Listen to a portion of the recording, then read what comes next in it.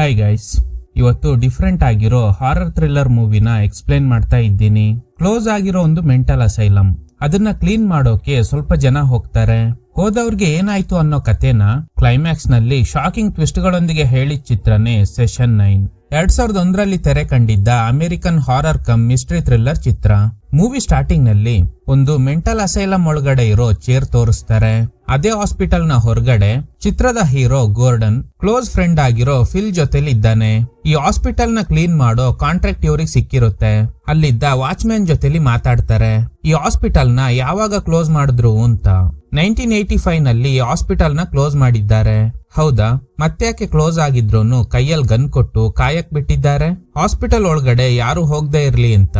Common ಆಗಿ ಈ ತರ ಪಾಳು ಬಿದ್ದಿರೋ ಜಾಗದಲ್ಲಿ ಇಲ್ಲಿಗಲ್ ಆಕ್ಟಿವಿಟೀಸ್ ನಡೆಯೋದು ಜಾಸ್ತಿ. ಇದೇ ಕಾರಣಕ್ಕೆ ನನ್ನ ಹೈರ್ ಮಾಡಿದ್ದಾರೆ ಅಂತ. ಸೊ ಈಗ ಈ ಹಾಸ್ಪಿಟಲ್ ನ ಸುತ್ತಾಡ್ಸೋಕೆ ಬೇರೊಬ್ಬ ವ್ಯಕ್ತಿ ಬರ್ತಾನೆ. ಇವನೇ ಇವರಿಗೆಲ್ಲ ಕ್ಲೀನ್ ಮಾಡೋ ಕಾಂಟ್ರಾಕ್ಟ್ ಕೊಟ್ಟಿರೋದು. ಗಾರ್ಡನ್ ತುಂಬಾನೇ ಅಪ್ಸೆಟ್ ಆಗಿದ್ದಾನೆ. ಯಾಕಂದ್ರೆ ರೀಸೆಂಟ್ಲಿ ಇವನ್ ಹೆಂಡತಿಗೆ ಡೆಲಿವರಿ ಆಗಿರುತ್ತೆ. ಮಗುನ್ ನೋಡ್ಕೊಂಡು ಹಾಸ್ಪಿಟಲ್ ನಲ್ಲಿ ಇದ್ದಿದ್ರಿಂದ ಸರಿಯಾಗಿ ನಿದ್ದೆ ಮಾಡಿಲ್ಲ. ಮಗುಗೇನೋ ಕಿವಿ ನೋವು ಇದ್ದಿದ್ರಿಂದ ನಿದ್ದೆ ಕೆಟ್ಟು ನೋಡ್ಕೋಬೇಕಾಯ್ತು.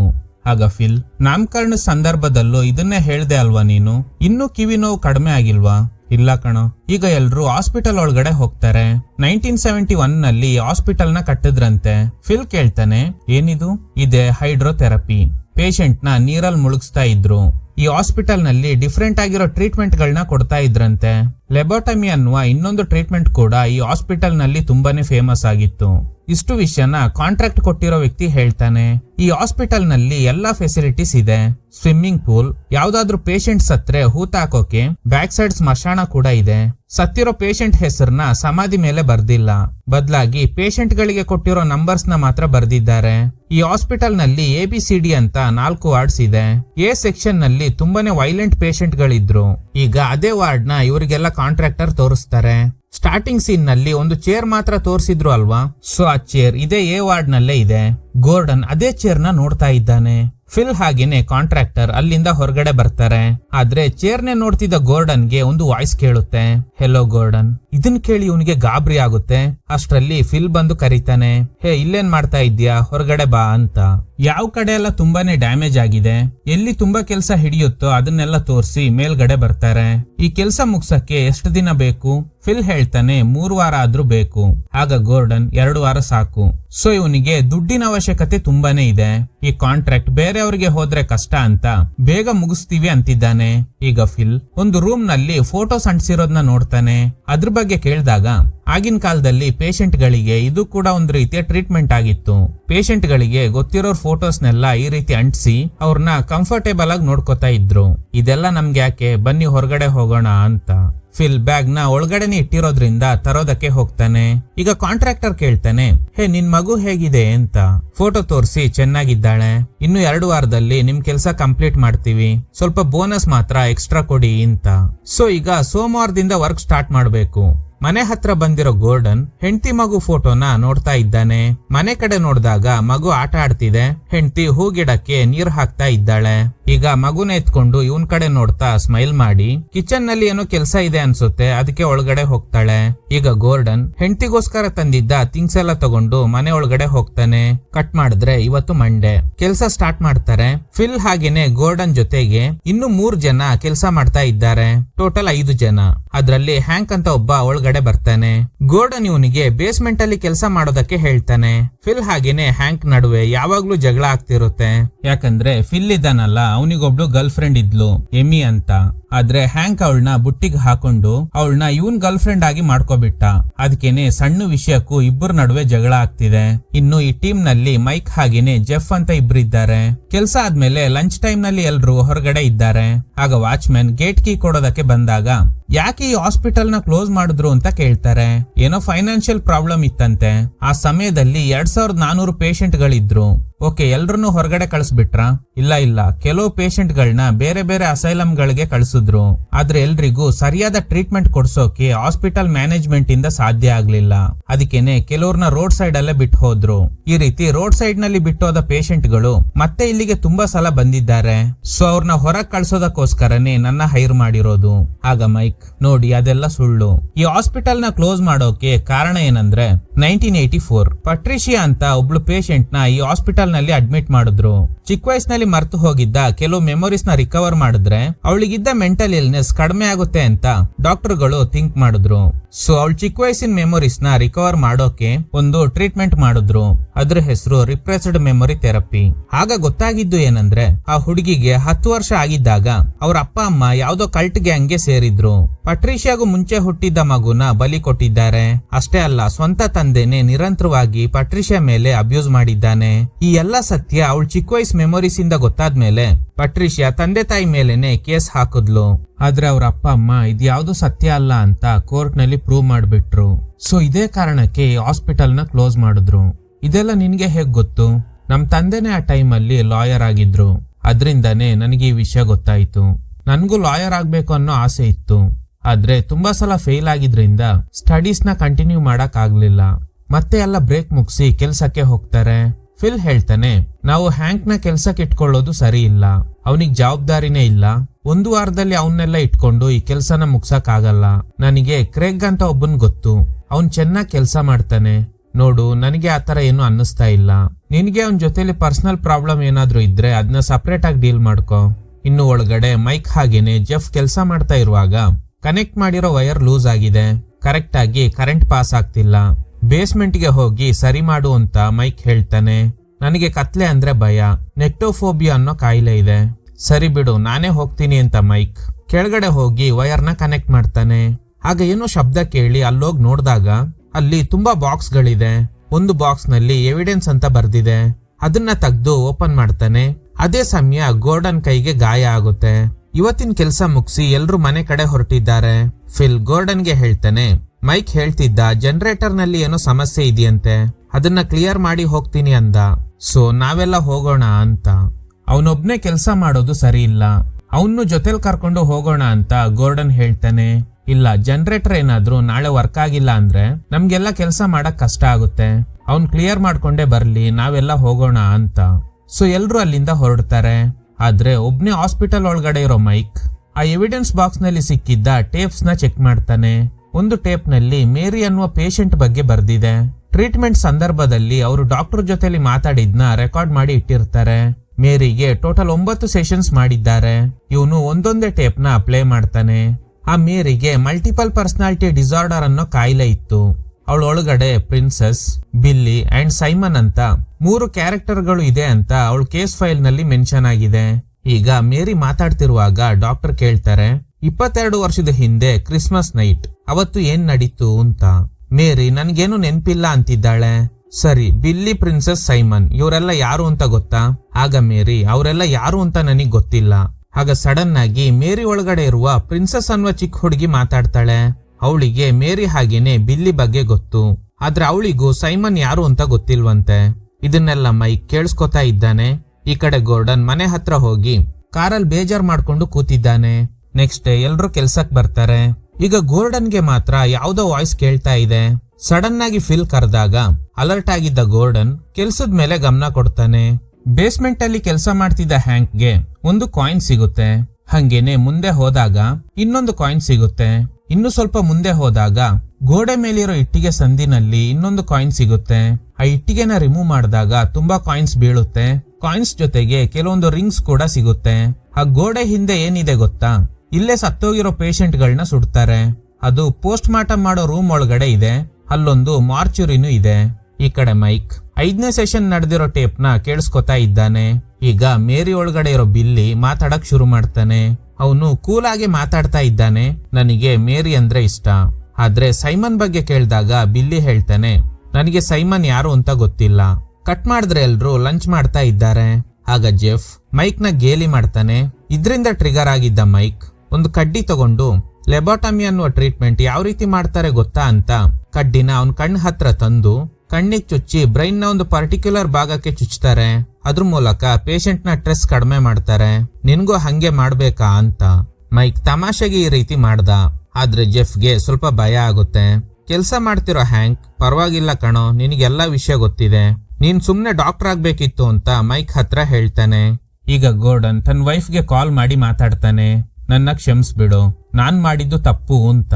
ಆದ್ರೆ ಹೆಂಡತಿ ಏನು ರಿಪ್ಲೈ ಮಾಡದೆ ಕಾಲ್ ಕಟ್ ಮಾಡ್ತಾಳೆ. ಹಾಗೇನೆ ವಿಂಡೋ ಇಂದ ನೋಡಿದಾಗ ಫಿಲ್ ಯಾರೋ ಇಬ್ಬರ ಜೊತೆಲಿ ಮಾತಾಡ್ತಾ ಇದ್ದಾನೆ. ಇವತ್ತಿನ ಕೆಲ್ಸ ಮುಗಿಸಿ ಎಲ್ರು ಮನೆ ಕಡೆ ಹೋಗ್ತಾರೆ. ಆದ್ರೆ ಹ್ಯಾಂಕ್ ಮಾತ್ರ ಮತ್ತೆ ರಿಟರ್ನ್ ಬಂದು ಅವನಿಗೆ ಸಿಕ್ಕಿದ್ದ ಕಾಯಿನ್ಸ್ನೆಲ್ಲ ಬ್ಯಾಗಲ್ ತುಂಬ್ಕೋತಾನೆ. ಆಗ ಒಂದು ಮೆಟಲ್ ಸ್ಟಿಕ್ ಸಿಗುತ್ತೆ. ಸೊ ಎಲ್ಲಾನು ತಗೊಂಡು ಹೊರಗಡೆ ಬರ್ತಾ ಇರುವಾಗ ಯಾರೋ ಹಿಂದೆ ಬರ್ತಿರೋ ತರ ಫೀಲ್ ಆಗುತ್ತೆ. ತಿರುಗ್ ನೋಡ್ದಾಗ ಅಲ್ಲಿ ಯಾರೋ ಬರ್ತಿರೋ ತರ ಕಾಣ್ತಿದೆ. ಗಾಬರಿ ಆಗಿದ್ದ ಹ್ಯಾಂಕ್ ಓಡಕ್ ಶುರು ಮಾಡ್ತಾನೆ. ಸ್ವಲ್ಪ ದೂರ ಬಂದು ನೋಡಿದಾಗ ಅಲ್ಲಿ ತುಂಬಾ ಪಕ್ಷಿಗಳಿದೆ. ಇವುಗಳ ನಾನ್ ಹೆದ್ರು ಬಿಟ್ಟಿದ್ದೆ. ನಿಧಾನಕ್ಕೆ ಹೊರಗಡೆ ಬರುವಾಗ ಇವನು ಆಪೋಸಿಟ್ ಅಲ್ಲಿ ಯಾರೋ ಬರ್ತಿರೋದ್ನ ನಮ್ಗೆ ತೋರಿಸ್ತಾರೆ. ಹ್ಯಾಂಕ್ ಹತ್ರ ಬಂದಾಗ ಅವನು ಟಾರ್ಚ್ ಹಾಕ್ತಾನೆ. ಕಟ್ ಮಾಡಿದ್ರೆ ನೆಕ್ಸ್ಟ್ ಡೇ ಎಲ್ರು ಗಾಬರಿ ಆಗಿದ್ದಾರೆ. ಹ್ಯಾಂಕ್ ಯಾಕೆ ಇನ್ನೂ ಕೆಲ್ಸಕ್ ಬಂದಿಲ್ಲ ಅಂತ.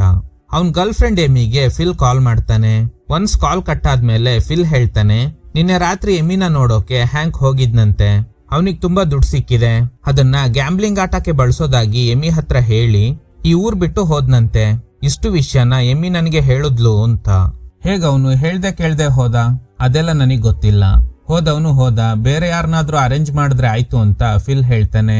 ಒಂದ್ ರೀತಿಲಿ ಫಿಲ್ ಹ್ಯಾಪಿಯಾಗೇ ಇದ್ದಾನೆ. ಹ್ಯಾಂಕ್ ಎಮಿನ ಬಿಟ್ಟು ಹೋಗಿರೋದ್ರಿಂದ ಅವಳು ಮತ್ತೆ ನನಗೆ ಸಿಗ್ತಾಳೆ ಅಂತ. ಈಗ ಗೋರ್ಡನ್ ಕೇಳ್ತಾನೆ, ನಿನ್ನೆ ಇಬ್ಬರ ಜೊತೆಲಿ ಮಾತಾಡ್ತಿದ್ದೆ ಅಲ್ವಾ, ಯಾರವ್ರು? ನನ್ ಮೇಲೇನೆ ಡೌಟಾ? ಅದೆಲ್ಲ ಹೇಳಕ್ ಆಗಲ್ಲ. ಹೀಗೆ ಇಬ್ಬರ ನಡುವೆ ಮಿಸ್ಅಂಡರ್ಸ್ಟ್ಯಾಂಡಿಂಗ್ ಆಗಿ ಗೋರ್ಡನ್ ಒಂದ್ ಕಡೆ ಕೂತ್ಕೊಂಡಿದ್ದಾನೆ. ಅವನ್ ಕೈ ಬೆರಳೆಲ್ಲ ಗಾಯ ಆಗಿದೆ. ಈ ಕಡೆ ಫಿಲ್ ಮೈಕ್ ಹತ್ರ ಗೋರ್ಡನ್ ನ ನಂಬಕ್ ಆಗಲ್ಲ. ಅವನ್ ನಡವಳಿಕೆ ಬದಲಾಗಿದೆ. ಈ ಕಡೆ ಗೋರ್ಡನ್ ಬ್ಯಾಕ್ ಸೈಡ್ ಇರೋ ಸ್ಮಶಾನದಲ್ಲಿದ್ದಾನೆ. ಇನ್ನು ಒಳಗಡೆ ಇರೋ ಮೈಕ್ ಮೇರಿ ಬಗ್ಗೆ ಬೇರೇನಾದ್ರೂ ಡೀಟೇಲ್ಸ್ ಇದೆಯಾ ಅಂತ ಹುಡುಕ್ತಾ ಇರುವಾಗ ಅವಳು ಸತ್ತೋಗಿದ್ದಾಳೆ ಅಂತ ಒಂದು ಫೈಲ್ ನಲ್ಲಿ ಮೆನ್ಷನ್ ಆಗಿದೆ. ಈ ಕಡೆ ಗೋರ್ಡನ್ ಕರೆಕ್ಟ್ ಆಗಿ ಮೇರಿನ ಹೂತಾಕಿದ್ದ ಜಾಗದಲ್ಲೇ ಕೂತ್ಕೊಂಡಿದ್ದಾನೆ. ಈ ಸಮಾಧಿ ಮೇಲೆ ಮೇರಿ ಕೊಟ್ಟಿದ್ದ ನಂಬರ್ ಮೆನ್ಷನ್ ಆಗಿದೆ. ಆಗ ಜೆಫ್ ಬಂದು, ನೀವೇನು ಚಿಂತೆ ಮಾಡಬೇಡಿ, ಸದ್ಯಕ್ಕೆ ಕೆಲಸ ಮುಗಿಸೋಣ. ನನಗ್ ಗೊತ್ತು ನಿಮ್ ಹೆಂಡತಿ ಜೊತೆಲಿ ನಿಮ್ಗೆ ಮಿಸ್ಅಂಡರ್ಸ್ಟ್ಯಾಂಡಿಂಗ್ ಆಗಿದೆ ಅಂತ. ಎಲ್ಲ ಸರಿ ಆಗುತ್ತೆ, ಓಕೆನಾ? ಈ ಕಡೆ ಮೈಕ್ ಮತ್ತೆ ಆ ರೆಕಾರ್ಡಿಂಗ್ಸ್ ಗಳನ್ನ ಕೇಳಿಸ್ಕೊತಾ ಇದ್ದಾನೆ. ಪದೇ ಪದೇ ಡಾಕ್ಟರ್ ಮೇರಿ ಒಳಗಡೆ ಇರೋ ಬಿಲ್ಲಿ ಹತ್ರ 22 ವರ್ಷದ ಹಿಂದೆ ಕ್ರಿಸ್ಮಸ್ ನೈಟ್ ಆ ದಿನ ಏನಾಯ್ತು ಅಂತ ಕೇಳ್ತಾ ಇದ್ದಾರೆ. ಆಗ ಬಿಲ್ಲಿ ನನ್ಗೇನು ಗೊತ್ತಿಲ್ಲ, ಎಷ್ಟ್ ಸಲ ಹೇಳ್ಬೇಕು ಅಂತ. ಆಗ ಡಾಕ್ಟರ್, ಸರಿ ಹಾಗಾದ್ರೆ ಸೈಮನ್ನ ಇಪ್ಸು, ಅವನಿಗೆ ಗೊತ್ತಿರ್ಬೋದು. ಆದ್ರೆ ಬಿಲ್ಲಿ ಸೈಮನ್ ಹೆಸರು ಕೇಳಿ ಹೆದರ್ಕೊಂಡು ಅಳ್ತಾ ಇದ್ದಾನೆ. ಅವನ್ನೆಲ್ಲ ಇಬ್ಸ್ಬೇಡಿ ಪ್ಲೀಸ್. ಕಟ್ ಮಾಡಿದ್ರೆ ಅವತ್ತಿನ ಕೆಲ್ಸ ಮುಗಿಸಿ ಹೊರಡುವಾಗ ಫಿಲ್ ಗೋರ್ಡನ್ ನ ಕೇಳ್ತಾನೆ, ನಿನ್ ಸಮಸ್ಯೆ ಆದ್ರೂ ಏನು? ಕೆಲ್ಸದ ಸಮಯದಲ್ಲಿ ತುಂಬಾನೇ ಬೇಜಾರಾಗಿರ್ತೀಯ? ಆಗ ಗೋರ್ಡನ್, ಅವತ್ತು ಥಿಂಗ್ಸ್ ಎಲ್ಲ ತಗೊಂಡು ಮನೆಗೆ ಹೋದಾಗ ಹೆಂಡತಿ ಜೊತೆಲಿ ಕ್ಲೋಸ್ ಆಗಿರಕ್ಕೆ ಟ್ರೈ ಮಾಡ್ದೆ. ಆಗ ನನ್ ಮಗಳು ಅಳ್ತಾ ಇದ್ಲು. ಹಾಗೇನೆ ನಾಯಿ ಕೂಡ ಬೊಗಳ್ತಾ ಇತ್ತು. ಅವಳೇನೋ ಕುಕ್ಕಿಂಗ್ ಮಾಡ್ತಿದ್ಲು ಅನ್ಸುತ್ತೆ. ಬಿಸಿ ನೀರು ಸ್ಟವ್ ಮೇಲಿತ್ತು. ಅವಳು ಗೊತ್ತಿಲ್ದೆ ಬಿಸಿನೀರ್ನ ನನ್ ಕಾಲ್ ಮೇಲೆ ಚೆಲ್ಬಿಟ್ಲು. ಕೋಪದಲ್ಲಿ ನಾನು ಅವಳಿಗೆ ಹೊಡೆದು ಬಿಟ್ಟೆ. ಇದೇ ಕಾರಣಕ್ಕೆ ಅವಳು ನನ್ ಜೊತೆಲಿ ಮಾತಾಡ್ತಾ ಇಲ್ಲ. ಅವತ್ತಿಂದ ನಾನು ಮನೆಗೆ ಹೋಗಿಲ್ಲ, ಹೋಟೆಲ್ ನಲ್ಲೇ ಸ್ಟೇ ಆಗಿದ್ದೀನಿ. ಸರಿ ಬಿಡು ಮಗ, ಎಲ್ಲ ಸರಿ ಹೋಗುತ್ತೆ. ನಾನು ಆ ಇಬ್ರು ಹುಡುಗರ ಜೊತೆಲಿ ಮಾತಾಡ್ತಾ ಇದ್ದೆ ಅಲ್ವಾ, ಅವರು ಈ ಹಾಸ್ಪಿಟಲ್ ನ ಗೋಡೆ ಮೇಲೆ ಬೇಡದೇ ಇರೋ ಚಿತ್ರಗಳನ್ನ ಬಿಡಿಸ್ತಾ ಇದ್ರು. ಅದಕ್ಕೇನೆ ವಾರ್ನಿಂಗ್ ಕೊಟ್ಟು ಕಳಿಸ್ದೆ ಅಷ್ಟೇ. ಇನ್ನು ಗೋರ್ಡನ್ ಹೋಟೆಲ್ ನಲ್ಲಿ ಸ್ಟೇ ಆಗಿಲ್ಲ, ಬದಲಾಗಿ ಅವನ್ ಕಾರ್ ನಲ್ಲೇ ಮಲ್ಕೊಂಡಿದ್ದಾನೆ. ಯಾಕಂದ್ರೆ ಅವನ್ ಕೈಯಲ್ಲಿ ದುಡ್ಡಿರಲ್ಲ. ಆದ್ರೆ ಫಿಲ್ ಜೊತೆಲಿ ಹೋಟೆಲ್ ನಲ್ಲಿ ಸ್ಟೇ ಆಗಿರೋದಾಗಿ ಸುಳ್ಳು ಹೇಳಿರ್ತಾನೆ. ಕನ್ಸಲ್ಲಿ ಹೆಂಡತಿ ಬೇರೆ ಪದೇ ಪದೇ ಕಾಣಿಸ್ಕೊತಾ ಇದ್ದಾಳೆ. ಹಾಗೇನೆ ಇವನಿಗೊಂದು ವಾಯ್ಸ್ ಕೇಳ್ತಾ ಇತ್ತು ಅಲ್ವಾ, ಅದು ಗೋರ್ಡನ್ಗೆ ಹೇಳ್ತಿದೆ ಸಾಯಿಸ್ಬಿಡು ಅಂತ. ತಕ್ಷಣ ಇವನಿಗೆ ಎಚ್ಚರಿಕೆ ಆಗುತ್ತೆ. ಬಿಸಿ ನೀರ್ ಸುರಿದು ಕಾಲ್ ಗಾಯ ಆಗಿರೋದ್ರಿಂದ ಗಾಯಕ್ಕೆ ಆಯಿಂಟ್ಮೆಂಟ್ ಹಚ್ಕೋತಾನೆ. ಕಟ್ ಮಾಡಿದ್ರೆ ಹಾಸ್ಪಿಟಲ್ ನಲ್ಲಿ ಒಂದು ಚೇರ್ ಇತ್ತು ಅಲ್ವಾ, ಅಲ್ಲಿ ಯಾರೋ ನಡ್ಕೊಂಡು ಹೋಗ್ತಿರೋದ್ನ ತೋರಿಸ್ತಾರೆ. ನೆಕ್ಸ್ಟ್ ಡೇ ಫಿಲ್ ಬೇಗನೆ ಕೆಲ್ಸಕ್ ಬಂದಿದ್ದಾನೆ. ಗೋರ್ಡನ್ ಹತ್ರ, ಬಾ ಒಳಗಡೆ ಹೋಗೋಣ. ಆಗ ಗೋರ್ಡನ್, ನಾನ್ ಮನೆಗ್ ಹೋಗ್ಬೇಕು ಅಂತ. ಫಿಲ್ ಟೆನ್ಷನ್ ನಲ್ಲಿ ಸಿಗರೇಟ್ ಸೇತಾ ಇದ್ದಾನೆ. ನೆಕ್ಸ್ಟ್ ಮೈಕ್ ನ ಕರೆದು, ನಿನ್ ಜೊತೆಲ್ ಮಾತಾಡ್ಬೇಕು. ಇಲ್ಲ, ನನಗ್ ಬೇಸ್ಮೆಂಟ್ ಅಲ್ಲಿ ಕೆಲ್ಸ ಇದೆ. ಜೆಫ್ ನ ಕಳ್ಸಕ್ ಆಗಲ್ಲ, ಅವನಿಗೆ ಕತ್ಲೆ ಅಂದ್ರೆ ಭಯ ಅಂತೆ. ಅವನ್ನೇ ಕಳ್ಸು, ನಾನ್ ನಿನ್ ಜೊತೆಲ್ ಮುಖ್ಯವಾದ ವಿಷಯನ ಮಾತಾಡ್ಬೇಕು.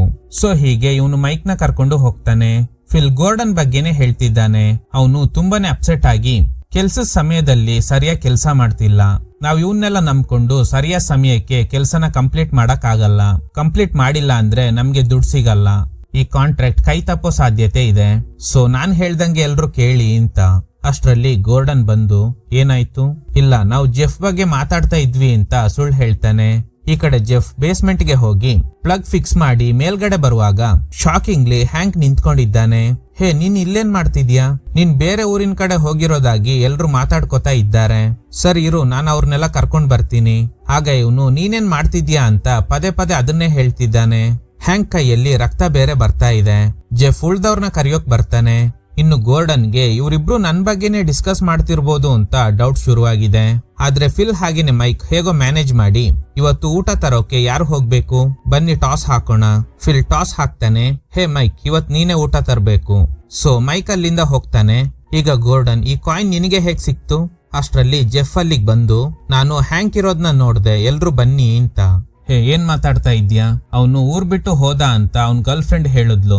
ಗೋರ್ಡನ್ ಹೇಳ್ತಾನೆ, ಬನ್ನಿ ಒಂದ್ಸಲ ನೋಡೋಣ ಅಂತ. ಜೆಫ್ ಇವ್ರನ್ನೆಲ್ಲ ಕರ್ಕೊಂಡು ಹೋದಾಗ ಅಲ್ಲಿ ಹ್ಯಾಂಕ್ ಇರೋದಿಲ್ಲ. ನಾನ್ ಹೇಳ್ದೆ ತಾನೆ ಇವನು ಸುಮ್ನೆ ಸುಳ್ಳು ಹೇಳ್ತಿದ್ದಾನೆ ಅಂತ. ಬನ್ನಿ ಎಲ್ರು ನಮ್ ಕೆಲ್ಸ ಮಾಡೋಣ. ನೀನ್ ಯಾಕೆ ಟೆನ್ಷನ್ ಆಗ್ತಿದ್ಯಾ? ಹ್ಯಾಂಕ್ ಇಲ್ಲೇ ಎಲ್ಲೋ ಇರ್ಬೋದು. ಅವ್ನ್ ಬೇರೆ ಊರಿನ ಕಡೆ ಹೋಗಿದ್ದಾನೆ ಅಂತ ಎಮಿ ಹೇಳಿದ್ಲು. ಹೌದಾ? ಆ ದಿನ ನಾವ್ಯಾರು ಎಮಿ ಜೊತೆಲಿ ಮಾತಾಡಿಲ್ಲ, ನೀನ್ ಮಾತ್ರ ಮಾತಾಡಿರೋದು. ನಿಜವಾಗ್ಲೂ ಅವಳ ಜೊತೆಲಿ ಮಾತಾಡ್ದ? ನನಗೆ ಅನ್ನಿಸ್ತಾ ಇದೆ ನೀನೇ ಅವನಿಗೇನೋ ಮಾಡಿದ್ಯಾ. ಫಿಲ್ ಕಿರ್ಚಾಡ್ತಾ ಇದ್ದಾನೆ. ಹೀಗೆ ಇವರೆಲ್ಲ ಜಗಳ ಆಡ್ತಿರುವಾಗ ಮೇಲ್ಗಡೆ ಯಾರೋ ಓಡಾಡೋ ಶಬ್ದ ಕೇಳುತ್ತೆ. ಮೇ ಬಿ ಹ್ಯಾಂಕ್ ಆಗಿರ್ಬೋದು. ಎಲ್ರು ಒಂದೊಂದ್ ಕಡೆ ಹೋಗಿ ಹುಡ್ಕೋಣ ಅಂತ. ಜೆಫ್ ಅಂಡ್ ಫಿಲ್ ಒಂದ್ ಕಡೆ ಹೋದ್ರೆ ಗೋರ್ಡನ್ ಹಾಗೇನೆ ಮೈಕ್ ಇನ್ನೊಂದ್ ಕಡೆ ಹೋಗ್ತಾರೆ. ಮೈಕ್ ಹೇಳ್ತಾನೆ, ನನಗೆ ಬೇಸ್ಮೆಂಟ್ ಅಲ್ಲಿ ಏನೋ ಶಬ್ದ ಕೇಳ್ತಿದೆ, ನಾನು ಅಲ್ಲೋಗ್ ನೋಡ್ತೀನಿ ಅಂತ ಕೆಳಗಡೆ ಬಂದು ಮೇರಿಗೆ ಆ ಡಾಕ್ಟರ್ ಟೋಟಲ್ 9 ಸೆಷನ್ಸ್ ನ ಮಾಡಿದ್ರು ಅಲ್ವಾ, ಇವನು ಇಲ್ಲಿ ತನಕ 8 ಸೆಷನ್ಸ್ ನ ಮಾತ್ರ ಕೇಳಿಸ್ಕೊಂಡಿದ್ದ. ಈಗ ಕೊನೆಯದಾಗಿ 9ನೇ ಸೆಷನ್ ನ ಟೇಪ್ ಆನ್ ಮಾಡ್ತಾನೆ. ಈ ಕಡೆ ಫಿಲ್ ಜೆಫ್ ನ ಒಂದ್ ಕಡೆ ನಿಲ್ಸಿ ಶಬ್ದ ಬರ್ತಿರೋ ದಿಕ್ಕಿನ ಕಡೆ ಹೋಗ್ತಾನೆ. ಇನ್ನು ಟೇಪ್ ಆನ್ ಮಾಡಿರೋ ಮೈಕ್ ನ ತೋರಿಸ್ತಾರೆ. ಈಗ ಬಿಲ್ಲಿ ಮಾತಾಡ್ತಾ ಇದ್ದಾನೆ. ಬಿಲ್ಲಿ ಅಳ್ತಾ, ಆ ದಿನ ರಾತ್ರಿ ಏನ್ ನಡೀತು ಗೊತ್ತಾ? ನಾವೆಲ್ಲ ಮೇರಿ ಒಳಗಡೆನೆ ಇದ್ವಿ. ಮೇರಿ ಪೀಟರ್ ನ ಹುಡುಕ್ತಾ ಇದ್ಲು. ತುಂಬಾ ಕತ್ಲೆ ಆಗಿತ್ತು ಡಾಕ್ಟರ್. ಕಟ್ ಮಾಡಿದ್ರೆ ಜೆಫ್ ಫಿಲ್ ಹೇಳಿದ ಕಡೆ ನಿಲ್ದೆ ಇವನು ಕೂಡ ಹ್ಯಾಂಕ್ ನ ಹುಡ್ಕೊಂಡು ಹೋಗ್ತಾನೆ. ಇನ್ನು ಶಬ್ದ ಕೇಳ್ತಿರೋ ಕಡೆ ಬರ್ತಿದ್ದ ಫಿಲ್ ಹ್ಯಾಂಕ್ ಯೂಸ್ ಮಾಡ್ತಿದ್ದ ಹೆಡ್ಫೋನ್ ಬಿದ್ದಿರೋದ್ನ ನೋಡ್ತಾನೆ. ಈ ಕಡೆ ಗೋರ್ಡನ್ ಒಬ್ನೇ ಹೋಗ್ತಿರುವಾಗ ಅವನಿಗೆ ಯಾರೋ ಕರೆದಂಗೆ ಫೀಲ್ ಆಗುತ್ತೆ. ಹೀಗೆ ಒಬ್ಬೊಬ್ರು ಒಂದೊಂದ್ ಕಡೆ ಹೋಗ್ತಿದ್ದಾರೆ. ಹಾಗೇನೆ ಮೈಕ್ ಟೇಪ್ ಕೇಳಿಸ್ಕೊತಾ ಇದ್ದಾನೆ. ಡಾಕ್ಟರ್ ಬಿಲ್ಲಿ ಹತ್ರ ಪದೇ ಪದೇ ಅದನ್ನೇ ಕೇಳ್ತಿದ್ದಾರೆ, ಆ ದಿನ ರಾತ್ರಿ ಏನಾಯ್ತು ಅಂತ. ಆದ್ರೆ ಅವನು ಹೇಳ್ತಾನೆ ಇಲ್ಲ. ಅದೇ ಸಮಯ ಜನರೇಟರ್ ನಲ್ಲಿ ಟೆಕ್ನಿಕಲ್ ಪ್ರಾಬ್ಲಮ್ ಆಗಿದ್ರಿಂದ ಪವರ್ ಕಟ್ ಆಗುತ್ತೆ. ಆ ಟೇಪ್ ನ ಪೂರ್ತಿಯಾಗಿ ಕೇಳಿಸ್ಕೊಳ್ಳಕ್ ಆಗಲ್ಲ. ಜೆಫ್ ಒಬ್ನೇ ಸಿಗಾಕೊಂಡಿರೋ ಕಡೆ ಲೈಟ್ಸ್ ಎಲ್ಲ ಆಫ್ ಆಗ್ತಿದೆ. ಅವನಿಗೆ ಮೊದ್ಲೇ ಕತ್ಲೆ ಅಂದ್ರೆ ಭಯ. ಇನ್ನು ಗೋರ್ಡನ್ ವಾರ್ಡ್ ಎ ಕಡೆ ಹೋಗ್ತಾ ಇದ್ದಾನೆ. ಮೈಕ್ ಜನರೇಟರ್ ಆನ್ ಮಾಡೋಕೆ ಹೊರಗಡೆ ಬರ್ತಾನೆ.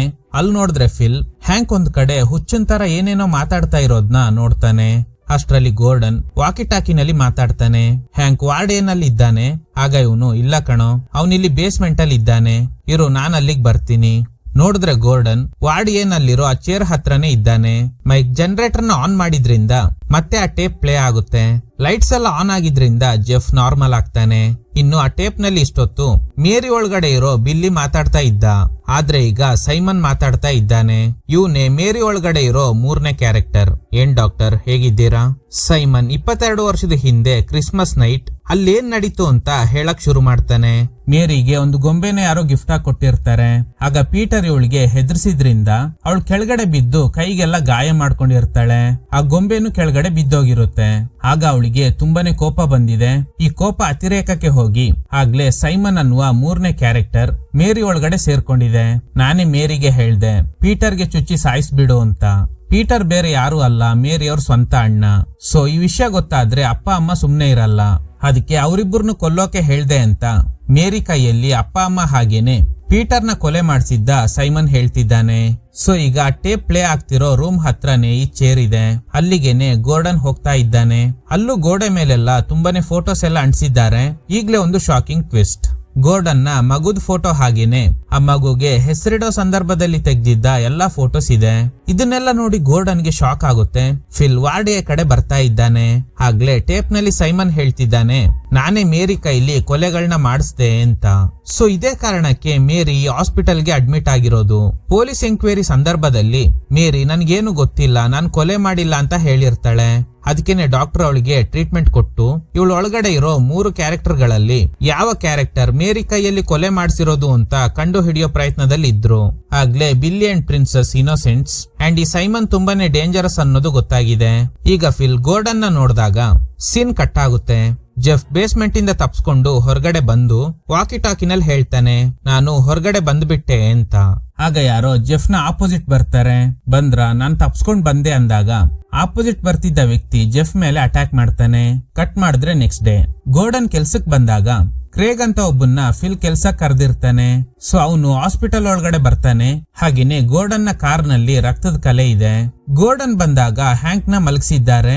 ಇವನಿಗೆ ಏನಾಯ್ತು ಅಂತ ಗೋರ್ಡನ್ ಫಿಲ್ ಹತ್ರ ಕೇಳ್ತಾನೆ. ನನ್ ಹತ್ರ ಕೇಳ್ತಿದ್ಯಾ, ಫಸ್ಟ್ ನೀನು ಎದ್ದೇಳು ಅಂತ ಫಿಲ್ ಗೋರ್ಡನ್ ಗೆ ಹೇಳ್ತಾನೆ. ಆಗ ಹ್ಯಾಂಕ್ ಹಾಕಿದ್ದ ಗ್ಲಾಸ್ ತೆಗ್ದು ನೋಡಿದ್ರೆ ಅವನಿಗೆ ಇದಕ್ಕೂ ಮುಂಚೆ ಕಾಯಿನ್ಸ್ ಎಲ್ಲ ಸಿಕ್ಕಿದಾಗ ಒಂದು ಮೆಟಲ್ ಸ್ಟಿಕ್ ಕೂಡ ಸಿಕ್ಕಿರುತ್ತೆ ಅಲ್ವಾ, ಅದನ್ನ ಯಾರೋ ಇವನ್ ಕಣ್ಣಿಗೆ ಚುಚ್ಚಿರ್ತಾರೆ. ಇದೇ ಲೆಬೋಟಮಿ. ಒಂದು ಸೀನ್ ನಲ್ಲಿ ಮೈಕ್ ಹೇಳಿರ್ತಾನೆ, ನೆನ್ಪಿದ್ಯಾ? ಸ್ಟ್ರೆಸ್ ಕಡಿಮೆ ಮಾಡೋಕೆ ಡಾಕ್ಟರ್ಸ್ ಈ ರೀತಿ ಕಣ್ಣಿನ ಮುಖಾಂತರ ಬ್ರೈನ್ ನ ಒಂದು ಪರ್ಟಿಕ್ಯುಲರ್ ಜಾಗಕ್ಕೆ ಚುಚ್ತಾರೆ ಅಂತ. ಸೊ ಅದನ್ನ ಯಾರೋ ಹ್ಯಾಂಕ್ ಮೇಲೆ ಪ್ರಯೋಗ ಮಾಡಿದ್ದಾರೆ. ಗೋರ್ಡನ್ ಗೆ ಫಿಲ್ ಮೇಲೆನೆ ಡೌಟ್. ಆದ್ರೆ ಫಿಲ್ ಫಸ್ಟ್ ನೀನು ನಿದ್ದೆಯಿಂದ ಎದ್ದೇಳು ಅಂತಿದ್ದಾನೆ. ಇಲ್ಲ, ನೀನೇ ಏನೋ ಮಾಡಿದ್ಯಾ ಇವನಿಗೆ. ಆಗ ಫಿಲ್, ನೋಡು, ಹ್ಯಾಂಕ್ ಬಗ್ಗೆ ನಾವು ಹೊರಗಡೆ ಯಾರಿಗೂ ಹೇಳಕ್ಕಾಗಲ್ಲ, ಹೇಳಿದ್ರೆ ಬೇರೆಯವ್ರ ಬಗ್ಗೆನೂ ಗೊತ್ತಾಗುತ್ತೆ. ಅಷ್ಟ್ರಲ್ಲಿ ಕ್ರೆಗ್ ಬರ್ತಾನೆ. ಏನ್ ಗೋರ್ಡನ್, ಯಾರ ಜೊತೆಲಿ ಮಾತಾಡ್ತಿದ್ಯಾ? ಈಗ್ಲೇ ಗೊತ್ತಾಗುತ್ತೆ ಅಲ್ಲಿ ಗೋರ್ಡನ್ ಹಾಗೇನೆ ಹ್ಯಾಂಕ್ ಬಿಟ್ರೆ ಬೇರೆ ಯಾರು ಇಲ್ಲ ಅಂತ. ಕ್ರೆಗ್ ನ ನೋಡಿ ಗೋರ್ಡನ್ ಹ್ಯಾಂಕ್ ಕಣ್ಣಿಗೆ ಚುಚ್ಚಿದ್ದ ಮೆಟಲ್ ಸ್ಟಿಕ್ ನ ತೆಗ್ದು ಕ್ರೆಗ್ ಕಣ್ಣಿಗೆ ಚುಚ್ಚಿ ಸಾಯಿಸ್ಬಿಡ್ತಾನೆ. ಈಗ ನಮ್ಗೆ ಏನಾಯ್ತು ಅಂತ ತೋರಿಸ್ತಾರೆ.